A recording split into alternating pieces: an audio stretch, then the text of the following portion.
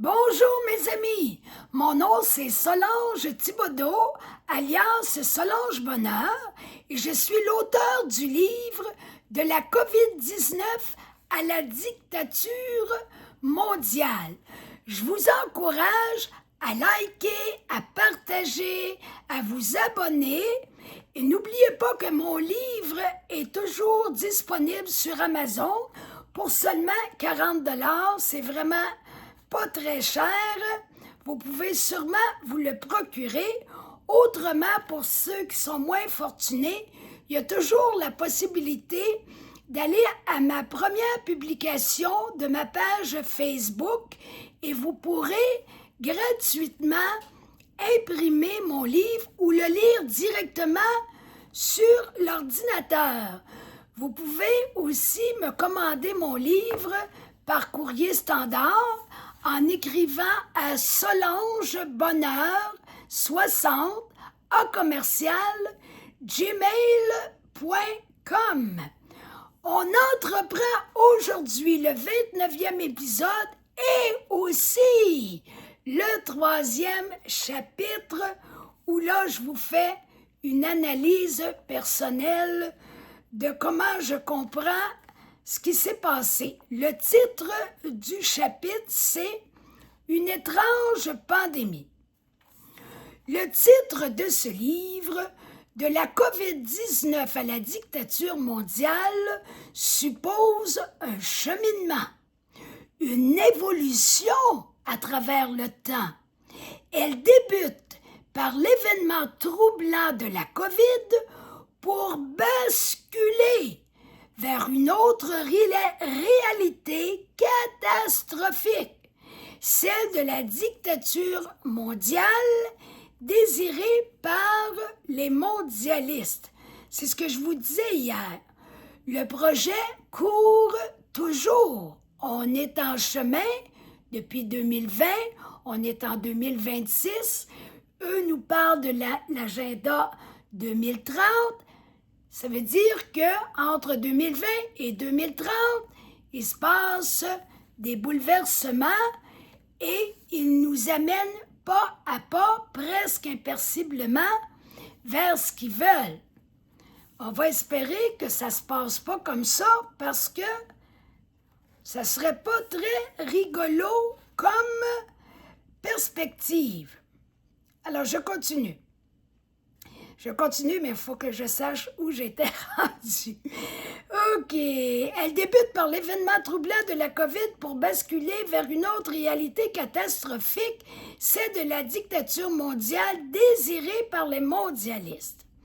Atteindront-ils leur objectif relié à l'agenda 2030?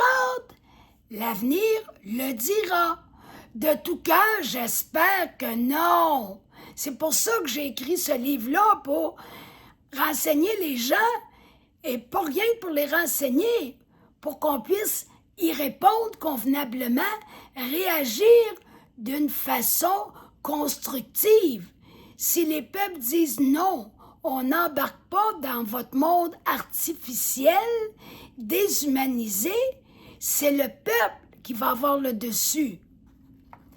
Voici comment nous est présenté officiellement sur Internet l'agenda 2030. Ça, c'est ce qu'on nous... Autrement dit, là, les apparences, ce qu'ils veulent nous faire croire de leur projet. Ce n'est pas nécessairement leur projet, mais ce qu'ils veulent nous faire croire que c'est. Voyez-vous la nuance, là? La réalité d'une chose, si moi je vous parle d'un événement quelconque, puis je veux vous faire voir la chose à ma manière, bien, ce n'est pas nécessairement la réalité comme elle est vraiment, mais comment je vous la présente. Alors, eux nous présentent l'agenda 2030 de cette façon. Au cœur de l'agenda 2030, 17 objectifs de développement durable ont été fixés. Ils couvrent l'intégralité des enjeux de développement dans tous les pays, tels que le climat, la biodiversité, l'énergie, l'eau, la pauvreté, l'égalité des genres, la prospérité économique ou encore la paix, l'agriculture, l'éducation, etc. Toute cette belle définition nous impressionne, n'est-ce pas?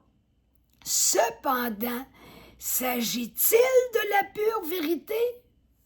Comme je viens de vous dire, est-ce que c'est une certaine présentation de la réalité ou la véritable réalité? C'est là qu'on va voir qu'est-ce qu'il y en est. Le thème de mon ouvrage résume à lui seul ma conclusion relative à la crise COVID. Après 4 ans d'intense exploration, j'ai travaillé, je peux vous le dire, en s'il vous plaît. Sur ce sujet complexe, je comprends principalement 2 choses. Je saisis de quel lieu provenait cette fausse pandémie et vers où elle nous achemine. C'est là, ça c'est très important de comprendre vers où ils veulent nous amener. C'est pour ça que je vous reparle du passé, parce que quand on ne comprend pas le passé, on est comme porté à le répéter. Alors, vaut mieux comprendre le passé pour bien s'ancrer dans le présent en vue de l'avenir, savoir où est-ce qu'on s'en va avec tout ça. Cette pseudo-pandémie a eu et a encore des répercussions graves, menaçantes et négatives pour l'humanité entière.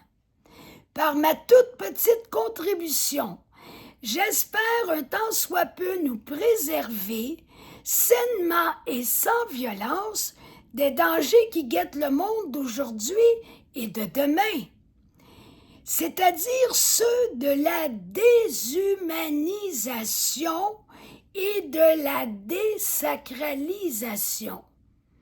Ils veulent rendre les gens inhumains et enlever toute dimension sacrée des hommes et des femmes d'aujourd'hui. Puisque résoudre un problème nécessite de l'identifier au préalable, je m'efforce de mettre le doigt sur celui-ci de toutes les manières possibles. À la source de tout ce qui a entouré au Québec cette fausse pandémie, comme partout à travers le monde, il importe de comprendre ceci. Là, c'est une phrase très importante que je vais dire là. La pandémie, elle a été un événement désiré et programmé dans un objectif bien défini. Ça, là, il faut vraiment se mettre ça dans l'esprit une bonne fois pour toutes et non pas se dire « c'est arrivé comme ça ». Ils ont fait ce qu'ils ont pu, les gouvernements, les pays du monde. Ils sont un peu incompétents, ils ont fait des erreurs. Non! Ils sont intelligents. C'est pour ça qu'ils ont programmé des événements bien précis pour arriver à quelque chose de très bien défini.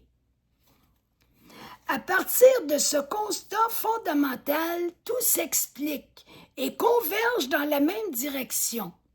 À la fin de l'automne 2020, suite à quelques mois d'incertitude, de complexité et d'incompréhension, j'ai finalement identifié la racine de ce mal. Les mois et les années s'écoulant depuis cette époque confirment mes hypothèses. À date, j'ai pas trop de raison de croire que j'étais peut-être en dehors de la traque. Pas plus que ça, je vous avoue.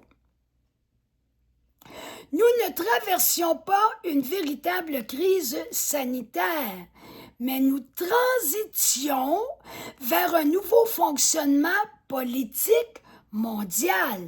Une transition qui court toujours. Et voilà pourquoi, même si la crise COVID semble du passé, le livre est toujours d'actualité parce que la transition vers le totalitarisme, le nouvel ordre mondial, court toujours. Il ne faut jamais l'oublier parce que sinon, on risque de se faire avoir. Alors, je vous laisse sur ce pour aujourd'hui.